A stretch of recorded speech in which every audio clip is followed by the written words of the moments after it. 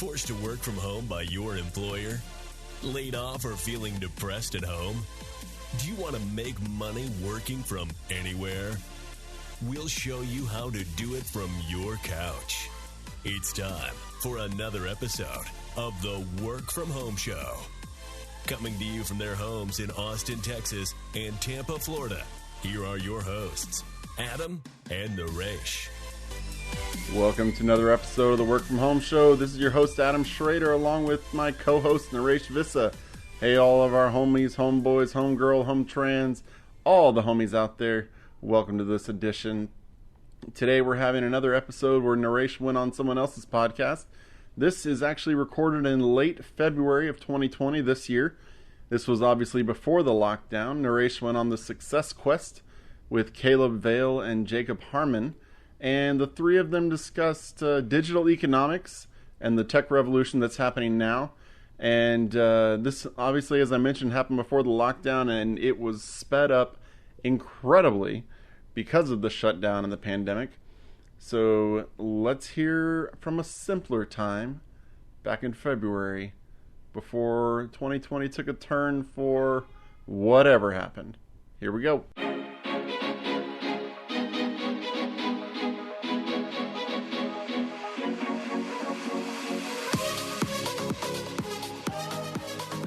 Welcome back, Questers, to another episode with Success Quest. I am your host, Caleb Vaya, and I'm so excited to introduce to you guys today our special guest, podcaster, speaker, whatever you want to call him. He is a founder and CEO of Krish Media and Marketing, author of 50 Shades of Marketing, and also a first-degree black belt in Taekwondo. I introduce to you Naresh.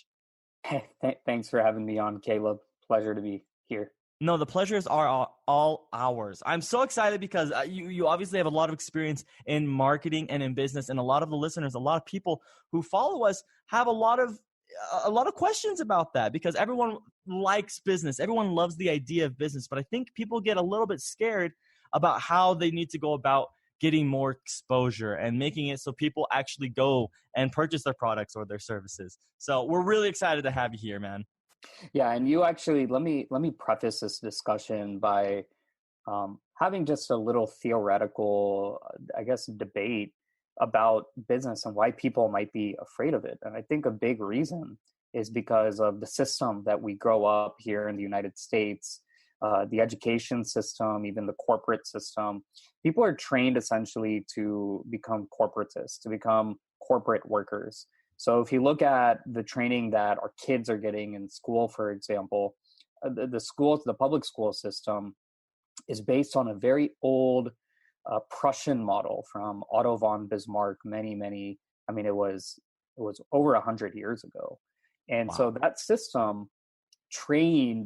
that education system trained kids to become factory workers because Wow. back then, that was really the popular job. That was you got training so you could work in a factory and join an assembly line and do the same thing over and over and over again. So that's obviously where we are today, especially in this online and digital age that we live in, which is disrupting every industry imaginable. Technology is disrupting if you work in an industry and you think that your job or your industry is not going to be disrupted, you're going to be sadly mistaken. And just ask all those people who lost their jobs in 2008, 2009. Oh, yeah. All those people who've lost their jobs over the last 6 years in the oil and gas industry. Oil and gas is kind of that good old boys network status quo, and just ask all those people who've lost their jobs. So I want to preface this discussion by saying that the listeners, you as a listener, you've probably been programmed and conditioned to be somewhat anti-business, to be maybe even anti-capitalist, anti-billionaire. We got presidential debates going on, and the very popular opinion is billionaires are bad people. Billionaires are terrible because they have all this wealth. And that's just because of how we've been trained and groomed by the system to become essentially middle manager or entry level workers for our entire lives, and to be beholden to a set and steady paycheck, which is exactly the opposite of what I preach and what I believe in. I love that. And actually, it kind of goes back. Everyone's read quite a few probably business books in their life. Probably one of the most popular ones is Rich Dad, Poor Dad. And in that book, he actually alludes a little bit to that point you're making about how we've kind of been programmed to think these evil, bad things about people who've made it and they have lots of money. I think Robert goes and talks a little bit about, Robert Kawasaki, he talks a little bit about Robin Hood. You know, that was one of those things that like we saw in movies, like steal from the rich and give to the poor. And people were like, yeah, I'm poor. I want that to happen to me. You know, like that's the idea that we're just kind of like, oh my gosh, this is what, and honestly, it kills me inside because like, isn't the American dream to be able to get to that point yourself? You know, and then I don't know, please talk to that a little bit. Well, you bring up a lot of different kind of points and ideas, 3 or 4 running through my mind. First off, Rich Dad Poor Dad was the first business book that I read also, going all the way back to high school. So for those listening, if you haven't read Rich Dad Poor Dad, even if you've read other business books, that's really the game changer, in my opinion, because that's a first book that opened me up to 2 ideas. The first idea is what I've just discussed, basically that the education system, it's not a waste, but it does not complement people to be at least financially successful in the US economy. And that book was written, I want to say 30 years ago. Yeah, it's an old book now. so it was written like before the internet. And so it was applicable back then, and it's even more applicable now. Oh yeah. So first thing. And the second thing that I learned from that book is the anti-corporatist idea that you don't have to have a job to make money. And that book was because I grew up, I would see my parents or my father, he would go to an office every day and come home, or really early in the morning and come home at night. And I thought, well, I guess this is the way that people make money in the world. And so when I was 16 reading that book, it was a first introduction. It was like a wake up call. I was like, whoa, like you can actually make money without having a job, without going into an office. You can create your own wealth. You can take control of your own destiny. And that was a pretty breakthrough idea. And I think some people listening to this show, I mean, I know people my age who still don't really understand that. And I'm in my early 30s. And so for me to read about that and understand it at the ripe old age of 16, right, that concept, it completely changed my worldview and my outlook on my career prospects. And what Robert Kiyosaki says, he focuses on passive cash flow investments like real estate. Mm-hmm. So he says, look, his first ever property that he bought, he went and saw the property, and they said that he needed to put 20% down on the property. There was a tenant already in place paying, I don't remember, it was maybe like $1,000 a month. And so he told them, he said, I don't have any money. And this was obviously maybe even 40 years ago, maybe 50 years ago. It was a while ago when laws were very different. But they said, you need to put, I think not even 20, it was like 10% down back then, maybe 5 or 10% down. And so he financed the property through a mortgage, 30-year. And then for the down payment, back then, they took credit cards for down payments. So he said, can I put the down payment on my credit card? And they're like, yeah, go right ahead. So he didn't pay really on the day he procured the house or the property. I think it was vacation rental. He didn't pay anything because the down payment was on credit and the property was all on a loan. Mm-hmm. And the cash flow was generating more than his mortgage. And obviously he did have to pay off the credit card debt within 60 days or whatever the terms were back then, which I'm sure he scrapped together. But he was like, whoa, I just got this property for like pretty much nothing. And he turned that one property into 2 properties, into 20, 200, 2,000, to tens of thousands of properties. And so just he goes through all of this in his book, and he's basically saying, look, passive cash flow is the way to wealth and the way to wealth creation. And so when you read a book like that and you have all these ideas rolling through your head, and then you turn on the TV and you see people saying that you shouldn't read books like that, you shouldn't gain that type of knowledge because then you're going to become really wealthy and then we're going to tax you 80 to 90% because you don't deserve to be that wealthy. Yep. Even though I do deserve to be that wealthy because I put in the time, I put in the effort, I read the book, I wanted to improve myself. So that's a society that we've actually, this is not a recent thing. This has been going on since the beginning of mankind. Yes. So it's not like I just turned on the TV in 2020 and this is new. No, this has been going on for forever. I mean, beyond since I was born. And so I just wanted to preface this entire discussion with these kind of theoretical, ideological discussions on business in general and what good business is. Oh yeah. And I get so excited about this because at my core, I love entrepreneurship so much. And I know that a lot of people, they want to feel that burning desire to go after their ambitions, but they get things hold them back. And I totally agree with you, Naresh. If you Questers, if you're listening right now and you're thinking, I want a little bit, maybe more of a taste of what business is like. Yeah, you need to read Rich Dad Poor Dad if you haven't yet. That is definitely a good starting point for understanding how to change your perception of things and kind of get a really good grasp of what business is kind of like. He describes it very well in his book. And I can tell you right now, it's such an amazing book that it's been a best-selling book for the entire time it's been out. Yeah, I think it has a record. It's crazy. Number one best-selling book since the first month it came out. And Robert Kiyosaki has created an entire corporation around that one book. I mean, he came out with more books. He came out with courses to teach what's in the book. He's done speaking opportunities, workshops about the book. He hired people because he got too busy. He hired people to basically memorize the book and do the same thing. It's amazing. So they go around and he created a board game for that's right. About the yes. book. He's just, it's great. Like I said, that one book has created not even a small bit, a corporation. I mean, a corporation that's worth hundreds of millions of dollars, if not at least $1 billion. Oh yeah. And so he gets it, and he's really the first one. That must have been a pretty breakthrough idea. Now, today we live in a different time, but back then to be like, I had two different dads. I had a very educated PhD dad who sent me to school and told me to get a job. And I had this other dad who doesn't have a college degree, who's wealthy and who did all these things. That back then, that must have been a huge breakthrough. And when I read the book, I remember telling my father about it. And I was like, my friend gifted me this book and this is what he talks about. And my dad he almost wanted to throw the book out. He was like, no.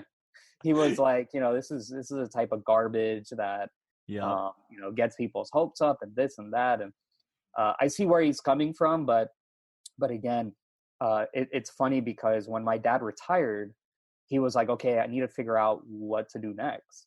Yeah. And the first thing I told him, I said, read Rich Dad Poor Dad by Robert Kiyosaki. Dang, come back full circle on that. That book, seriously, so much value for what? Less than $20? I mean, seriously. Oh, you can get the Kindle. Yeah, you can get the Kindle version for $10. And you can probably, just go on your Apple Podcast app or iTunes and just type in Robert Kiyosaki. He's done so many interviews talking about this. So anyway, anyways, going back to maybe talking to, and I love the fact that you were talking about how we are in a different age, Robert in his time, that was crazy. Right. But now today I feel like, and tell me if you disagree. I feel like a lot of millennials, especially, we're seeking those success gurus. We're looking for mentorship, people like Gary Vee, Dean Graziosi to inspire us. People want to jump into business more. But they fall, I think, the majority of times, they either fail to get their business going or they are too afraid to even start their business because of things like marketing, which is just one of those huge pillars of why business is successful in the first place.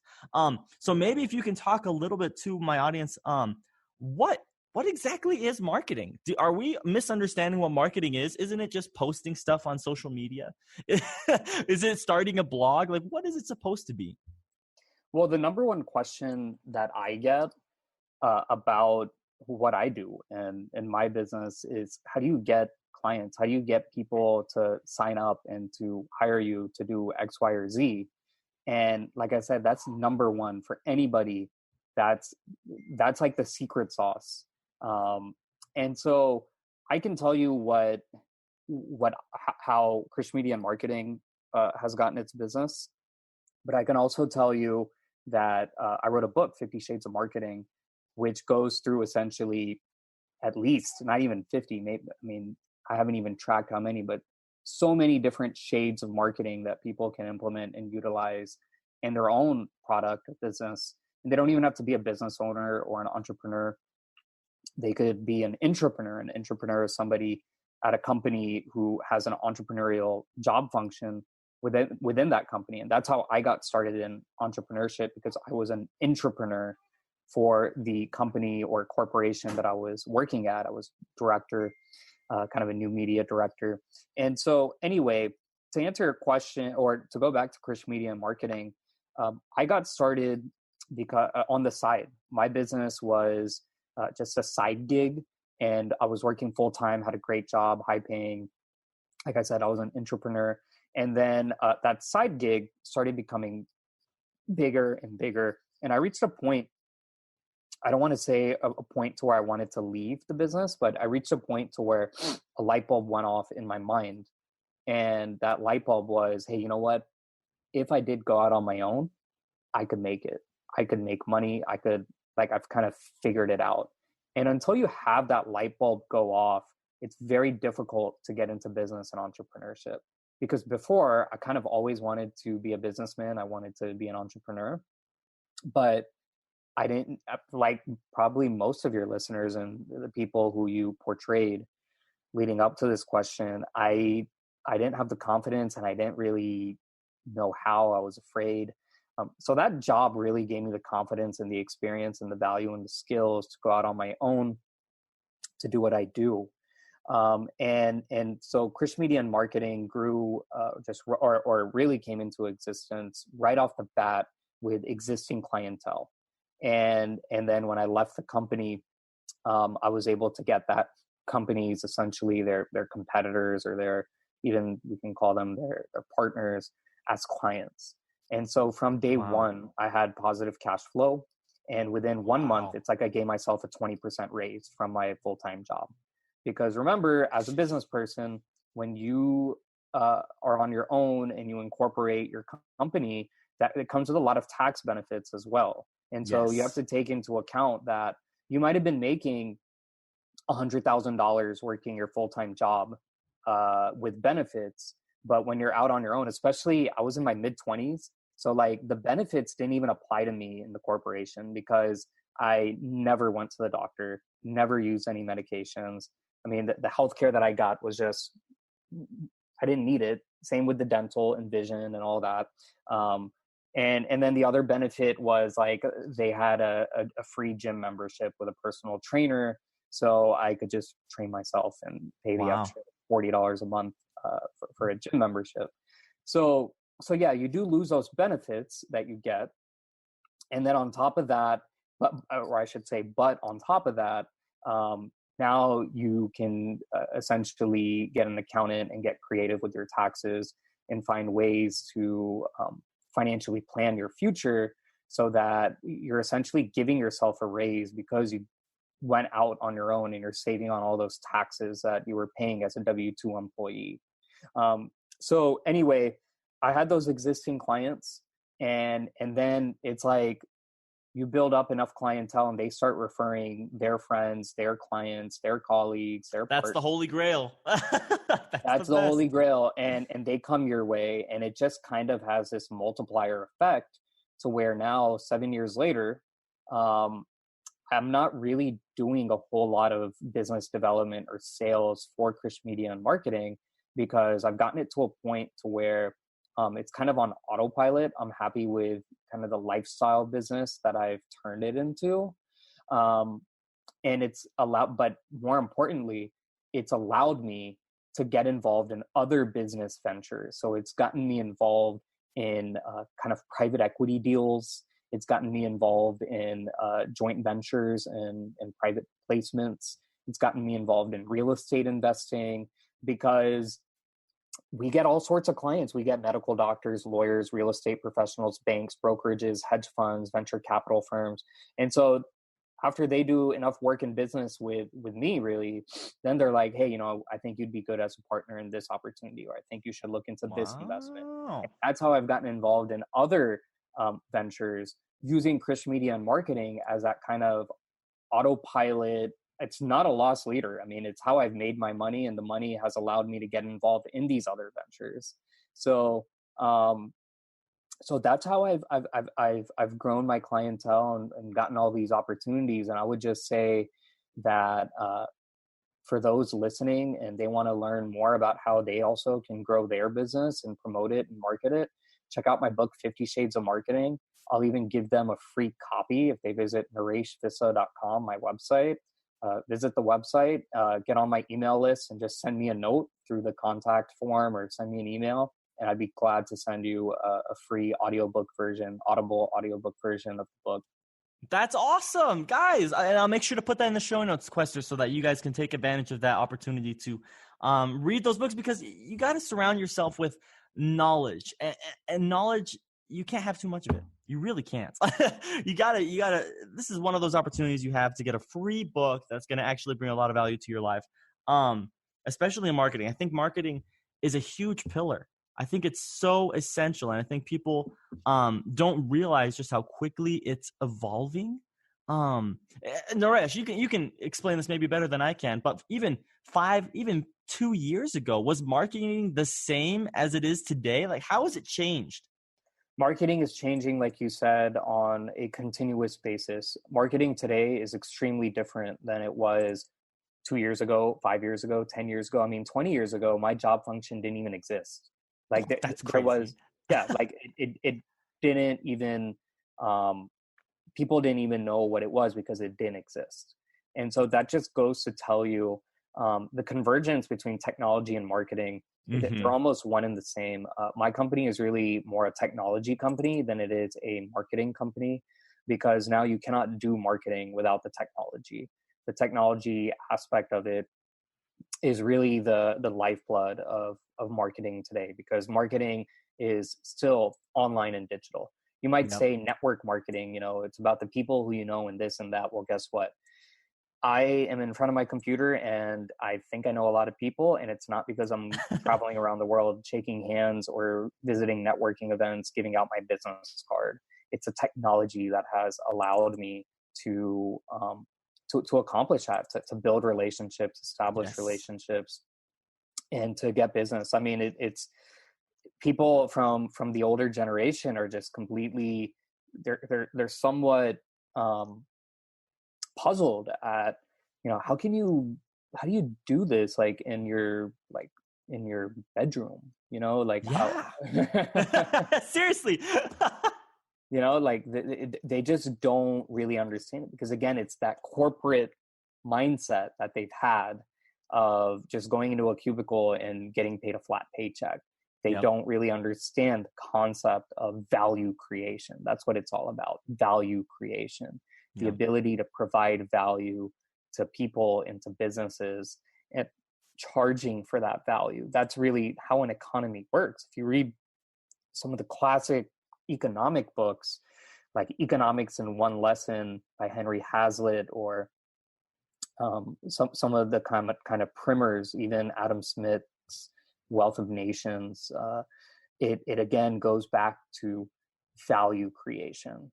So to give you an idea now today, we've been talking now for 25 minutes. And so if you do, let's say 30 minutes, we've had hundreds of thousands of dollars during this 30 minutes spent online. Really, actually now it's millions of dollars spent online. We've had more than 1 billion emails sent during these 30 minutes.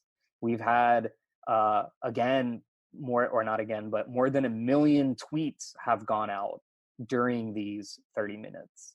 So wow.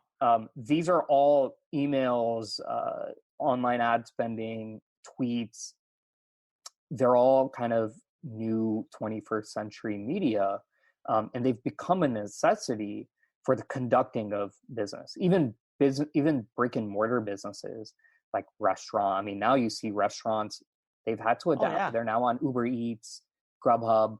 They're utilizing online and digital, online newsletters, social media, special deal campaigns, whether it's for payments, information storage, research, marketing. Billions of people around the world are now more connected digitally than ever before. Yes. And we are still in the beginning. This is only going to continue to grow.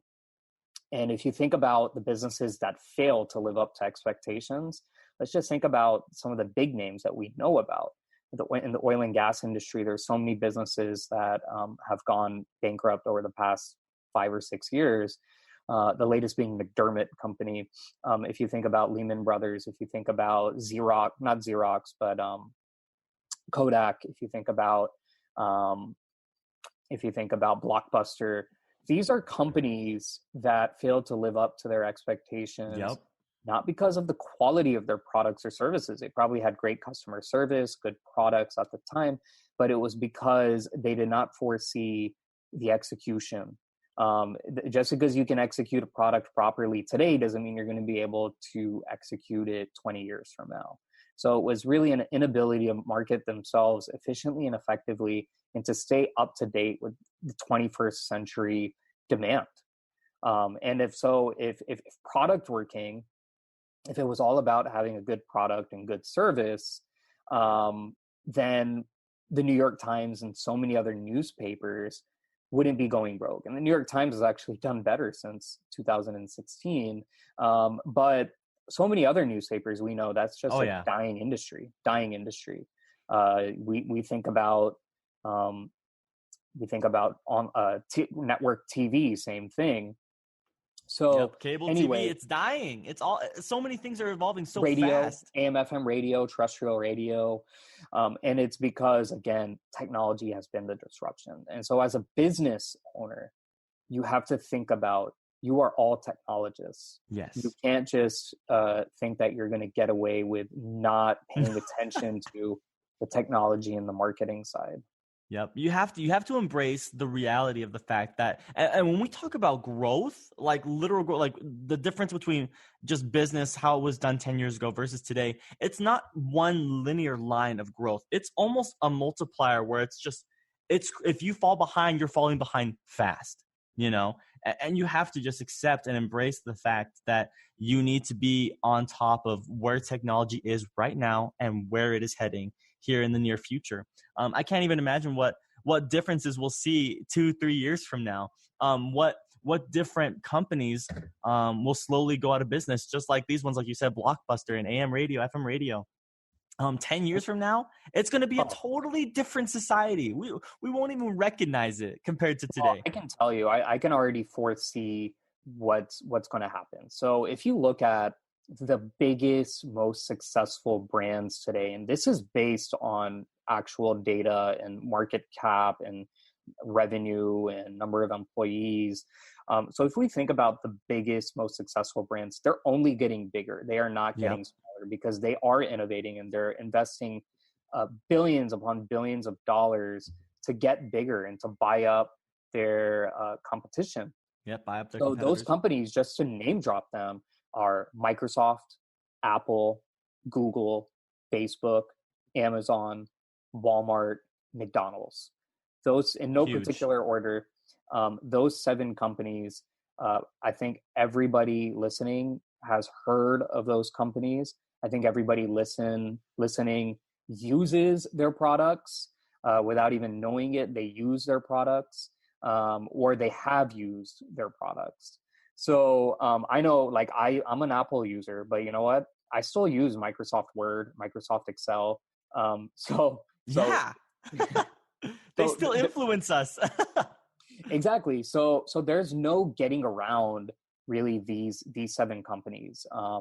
And so if you think about what they do and how they're implementing technology into their businesses, then you can kind of see, okay, well, the convenience store is in trouble.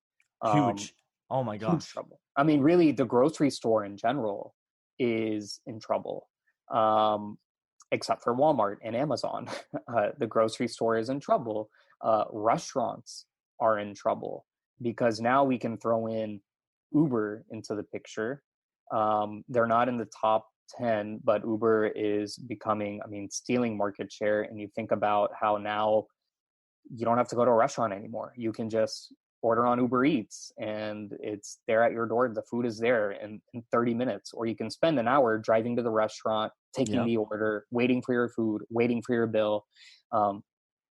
So what I'm saying is, if we were to go down that list of kind of these brick and mortar businesses and how they're being disrupted by technology, and how these big players like Walmart and Amazon and Uber and Microsoft and Google. I mean, Google is what's connecting all these companies together. Everything. So you look at, and the iPhone is really the method that a lot of the business is being done. So you have to take all that into account. And so moving forward, decide from a macroeconomic perspective, if I'm in one of those industries that I mentioned, I would be looking to sell right now. And just cash out and learn about technology and do something else. That's what I would be doing. That's actually fantastic advice, honestly, for anybody who's listening, because the thing you should be thinking about for your business right now is how can you get yourself more prepared for the change you're going to make. You're going to have to make to further your business and to further your progression. I tell people all the time, I think the biggest principle behind any business and being successful is adaptation. You have to be able to adapt to the change that you're going to face. It's inevitable. Blockbuster didn't adapt. Nope. And all these business. Look, I'm not being a fear monger here. Right. It's not fear mongering, because all of these business owners, these motel owners, these hotel owners, they felt the brunt of this through Airbnb, through Google. Oh my gosh. They've absolutely felt it. So I'm not fear mongering. Like they've complained about it. They've started lobbying against companies like Airbnb. And so there's no fear mongering here. I'm just speaking truth and the facts, and it's only going to continue to get worse. Exactly. And so you look at a company like Sears Holdings. Sears was like the retailer of the 80s. It was like, okay, I need to go get something for my house. And you wouldn't even think twice. It was Sears. Go to Sears. That's where you go. In the 80s, 90s, it was just go to Sears. And it was everywhere. Every mall had a Sears. Yep. And Sears, a couple of months ago, filed for bankruptcy. Why did they do that? Because now you need something, you go to Walmart or you go to Amazon. Yep. That's it. Because Walmart has everything under one roof. It's not like you need to go to the bedding store to get your bedding stuff, and then you need to go to the grocery store to get your groceries, and then you need to go to a pharmacy, Walgreens, to get your farm. All of that is under one space in Walmart. And that's what makes it so convenient. And the best part is it's at a super, super cheap, not even affordable, super cheap price. And so that's very tough to beat. They're destroying the market there. They really are. And in the case of Amazon, it's the exact same idea, except now you just do it on your phone or your computer. And now it's everything. Now it's literally everything. Exactly. So now with Amazon, 10 years ago, they weren't in the pharmaceutical or like the medicine, the kind of over-the-counter space. They were not in the grocery space. They were not in even the home improvement space. And now, if you want to get your lawn mowed, you can go on Amazon and hire a lawnmower. If you want to, yeah. Crazy. And you can, and they give you a list of everyone who's under their program, and you can pick the guy who has the cheapest rate and the best reviews, just like you would on any other Amazon product. Yeah. If you want to get groceries, you can use Amazon and get your groceries delivered within 1 hour. And again, very low, affordable pricing. Their customer service is second to none. You don't have to go to a store and return a receipt and go wait in line and do all this stuff. It's like, boom, you press a few buttons on your phone, the money's back in your account in seconds. You can't compete with that, and don't even try to compete. No. If you have an idea and you're trying to compete against Amazon, you just give up now, really. No, and look, you can try to compete with it and hope that they're going to buy you. Yeah, But that's again, true. If you have a very innovative idea, that's actually probably well, a smart way to go. exactly. Yes. You have the key right there. You said if you have a very innovative idea, Mm-hmm. which going out and buying a convenience store is not exactly thinking that people are going to come and buy your stuff. Really, I think the convenience store business is heavily, at least in major markets, maybe in some of these boony towns, the Yeah, convenience store business is still doing very well. If Walmart's more than 5 miles away, the exactly. smartphone and the internet hasn't caught on yet. But guess what? Hey, it's not going to be like that 10 to 15 years from now. So you're still good. If I were you, I would sell that store within the next 5 years. But the technology is going to spread and catch up to those rural areas as well. Yeah.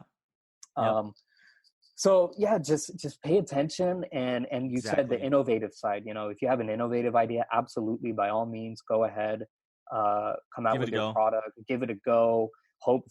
That's a great goal to have Amazon come in and buy your business. Oh yeah. Oh my Or gosh. any of these companies, Amazon, Google, Walmart, Microsoft, etc. Right. Great goal to have, but technology, as I mentioned, is the key to the 21st century economy. Yes. And also, a kind of another note I wanted to add on there. If you have a great idea and it's very innovative, and you're thinking like, man, this could I want to compete against Amazon. Well, yeah. Also, be aware of your surrounding. Like, these guys have resources that you might never have ever in your life. But yeah, to have the goal of maybe eventually adding on to that and being a part of that growth and the evolution of what that can become is it's a really good goal to have. And I just love this topic, because what we're trying to do here, Questers, Naresh and I, we're not trying to, and maybe we are a little bit, but we're not trying to scare you into never jumping into business, right? Because of all these things that you have to worry about and be aware of and give attention to. But more than anything, we're trying to wake people up, I think, to how important it is to focus on pillars that really are, they're small pillars, like marketing. They're simple pillars, I should say. They're big pillars, but they're simple pillars. And you have the resources all around you to be able to learn how to utilize these and take advantage of these in your business, and to make it grow and to make it successful. For example, like Naresh was talking about his book, 50 Shades of Marketing. Right there, you have a resource that can help you find effective ways to use marketing in your business. And I'm just going to say, because we don't have so much time left, Naresh, I seriously am so thankful that you took the time with us today to talk a little bit about this, about technology.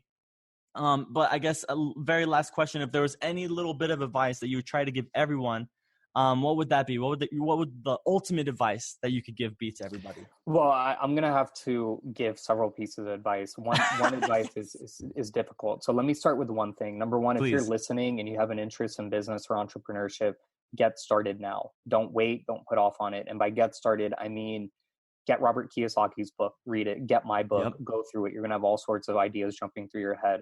Whatever you're interested in, go on the internet, read more about it, find out more about it, take courses. There are free courses available on Udemy. There's so many online courses available, or really low-priced books and other resources that are to your advantage. So definitely utilize all these. The next thing I would say, as an offshoot to that, the sooner you get started, the better. Yes. I think the younger you are, and young is a very relative term. You could be 50 years old, and I could say, okay, that's still young. But anyway, you definitely want to get started. You don't want to hold off on it. You don't want to put things off. Just go ahead, just do it. Then, as I've already brought this up earlier, but there are 3 keys to success in business, in my opinion, or just in life in general. And that's focus, that's leverage, and that's value creation. And then I'll add a fourth one, which is skill sets. That's bringing not skill sets, but skills. And so number one is focus. That's not being mentally, that's not really, it is being mentally prepared and concentrating, but it's also understanding what works best for your business and attacking that, not focusing on other things that aren't helping your business. And I see businesses doing this all the time, where they're focusing on the wrong things that aren't growing their business. So That's what I call focus in business. It's focusing on what's growing your business and what's generating that 80%, 90% of revenue for your business, and really attacking it. Yeah. The second thing I said is leverage. So leverage is basically building yourself up to the point that clients or business is coming to you, so that you've become that authority. And then in the case of Amazon, for example, I said people need something, they take out their phone, they get it on Amazon. They want to find out more about something, they take out their phone, they use Google. That's leverage that these companies have built up. They hold a lot of power over people, and you want to build up that leverage as best as you can. And then the third thing is value creation. So I talked about this before. If you can create value for other people, other businesses, then you're always going to be kind of that go-to guy. That's how you grow your business. So value creation, even when you're not getting anything in return, is incredibly key to business success. And then the last thing is skills. So skills include being able to use a computer. There's a lot. I mean, it's a tiny little device, but there's a lot that you can learn, whether just going through my applications over the last 24 hours. I mean, there's Infusionsoft, there's MailChimp, there's a Zoom, there's Google, the Google suite, there's the entire Microsoft suite, there's Yahoo Mail, just email in general. Then there are all these apps on your smartphone, apps on the computer. There's QuickBooks. I mean, these are all skills, and the ability to not just read and learn, that's a skill, learning, but it's not just reading and writing and speaking. Those are like the basic skills that you need. But on top of that, it's all these other tech skills, all these other actual skills. Look, I could name millions of these. Every profession has certain skills, but just become good at those skills and develop those skills. If you can do these 4 things, I think you'll be just fine when it comes to business. That's awesome. Well, thank you so much, Naresh, for being here on the show with us. We really appreciate your advice and your experience. So thank you for taking the time to be here and answer my questions. I know that I enjoyed it. No, it's been awesome, Caleb. Thanks a lot. Well, that'll do it for this episode of the Work From Home Show. Don't forget to check us out, www.workfromhomeshow.com. That's workfromhomeshow.com. If you have any questions for us, email us, hello@workfromhomeshow, hello@workfromhomeshow.com. And until next time, keep on working from home.